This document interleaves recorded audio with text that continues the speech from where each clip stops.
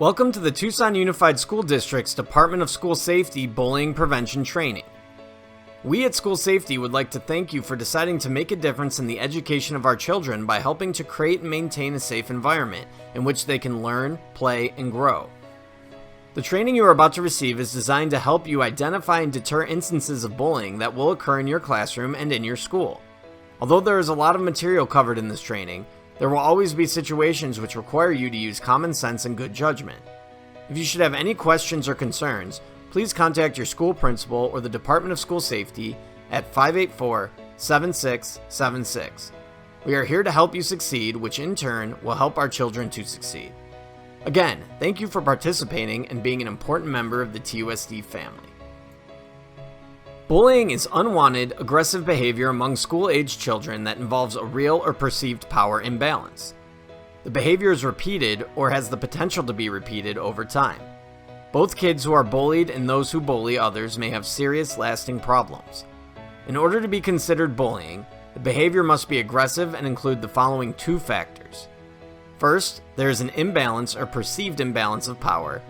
Kids who bully use their power, such as physical strength, access to embarrassing information, or popularity, to control or harm others.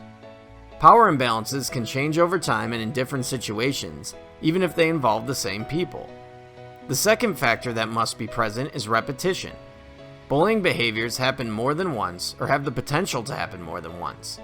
Bullying includes actions such as making threats, spreading rumors, attacking someone physically or verbally, and excluding someone from a group on purpose.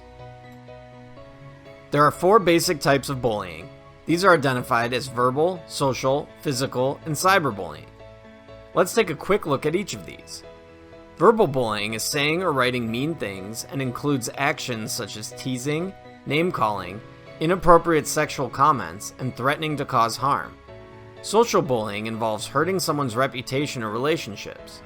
This includes leaving someone out of group activities on purpose, spreading rumors about someone, and embarrassing someone in public. The third type of bullying is physical bullying, which involves hurting a person's body or possessions. These actions can include, but are not limited to, hitting, kicking, pinching, or any other unwanted touch, as well as spitting, tripping, and pushing. Physical bullying also includes taking or breaking someone's personal items and making mean or rude gestures. Cyberbullying is bullying that takes place using electronic technology. Examples of cyberbullying include making fun of another user in an internet chat room, harassing a user over an instant messaging session, posting derogatory messages on a user's Facebook or Twitter or other social media page, circulating false rumors about someone or creating a fake profile on social networking websites, and publishing lewd comments or pictures about another user on the web. Cyberbullying may seem humorous to some people, but it is a serious matter. Children who are bullied online often feel hurt and rejected by their peers. This can lead to low self-esteem and depression, sometimes even leading to suicide. Remember, no one has the right to bully others, and no one deserves to be bullied. In some cases, bullying can lead to criminal charges being brought against the bully for violating state laws such as harassment or threats and intimidation.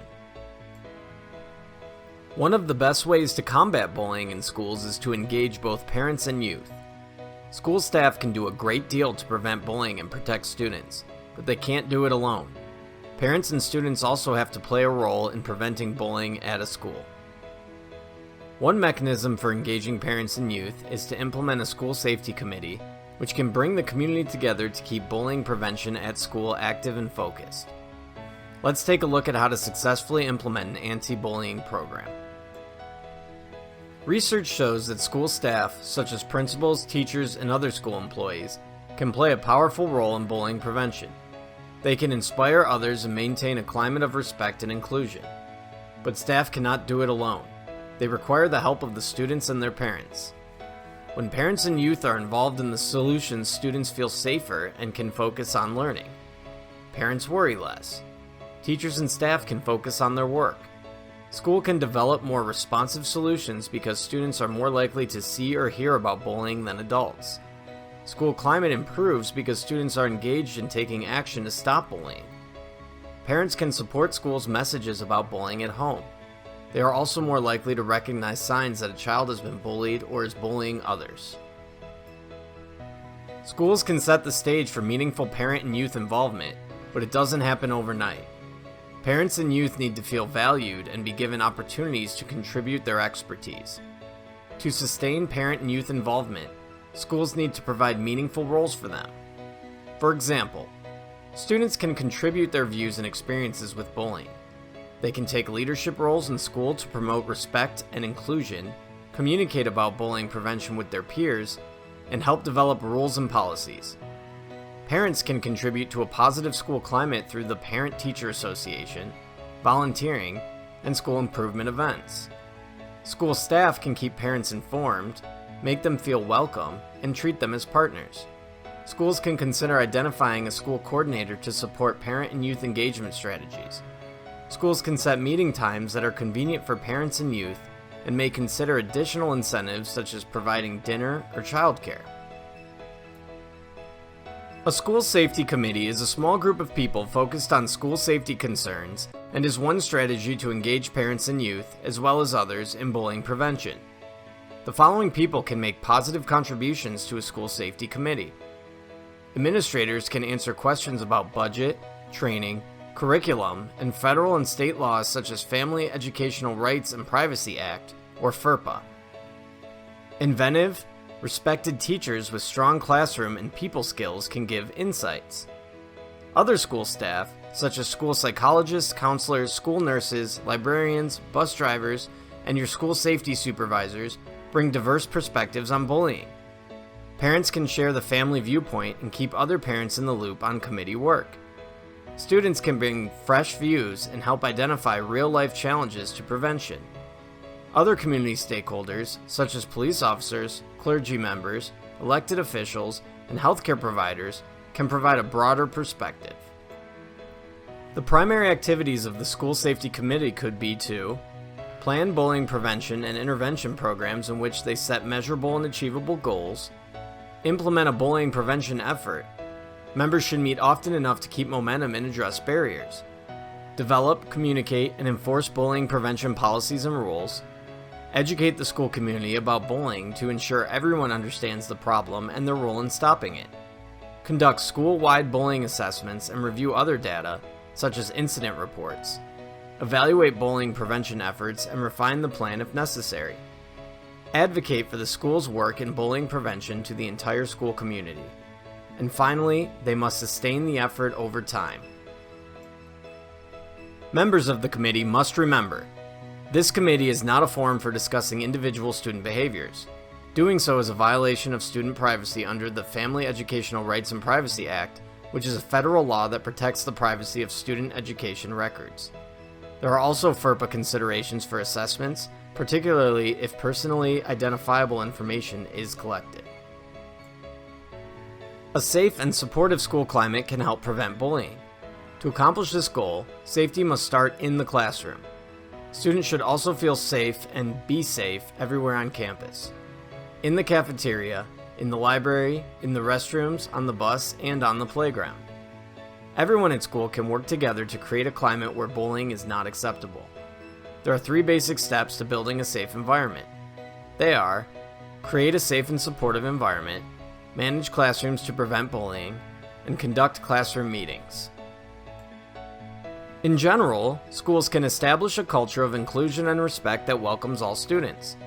Reward students when they show thoughtfulness and respect for peers, adults, and the school. The Positive Behavioral Interventions and Supports Technical Assistance Center exit disclaimer can help. Make sure students interact safely. Monitor bullying hotspots in and around the building.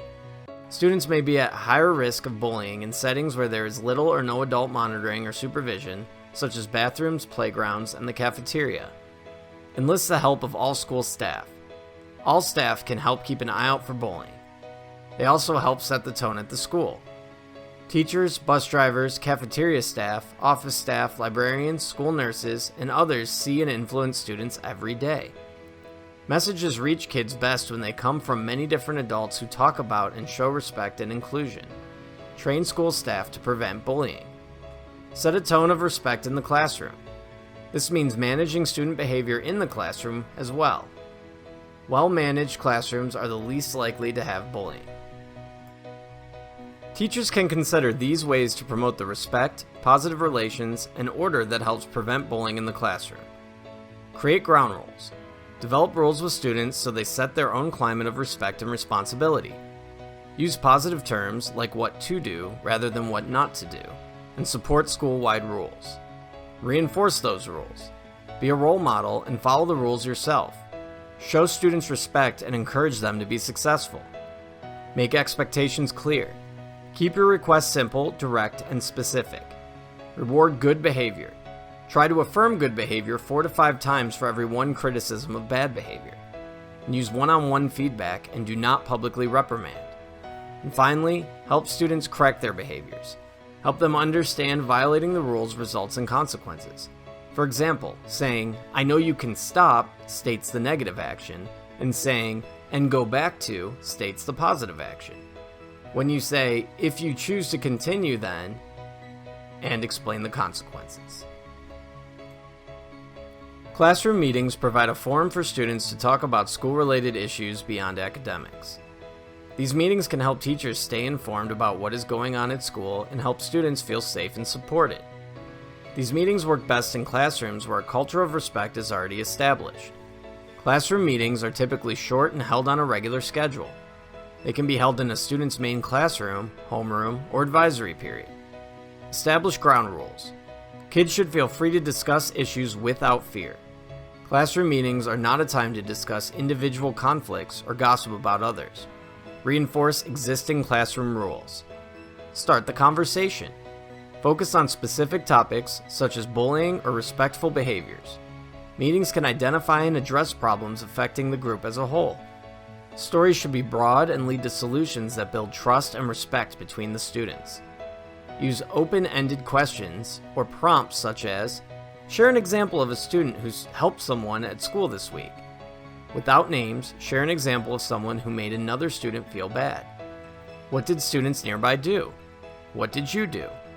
Did you want to do something different? Why or why not? If you could describe the perfect response to the situation, what would it be? How hard or easy would it be to do, and why?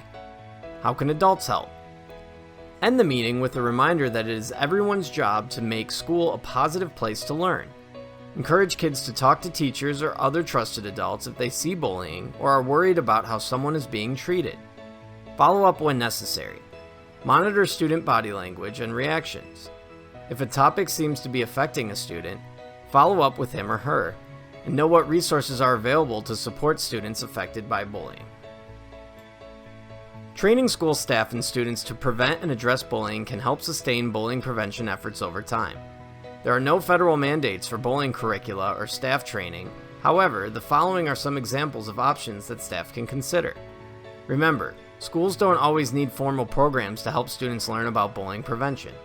Each site, or even classroom, can incorporate the topic of bullying prevention in lessons and activities.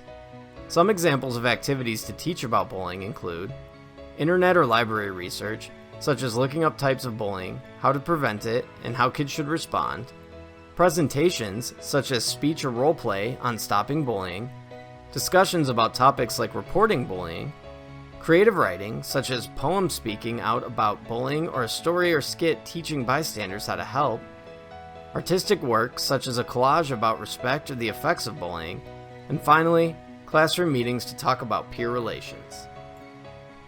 This concludes the TUSD School Safety Anti-Bullying Training. Your next step should be to check with your school principal or site administrator to determine if any of these practices are currently in place.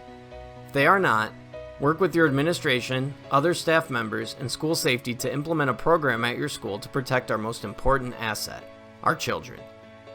If you should have any questions or concerns, please contact your school principal or the Department of School Safety at 584-7676. Again, we thank you for taking the time to learn about bullying and ways to stop it.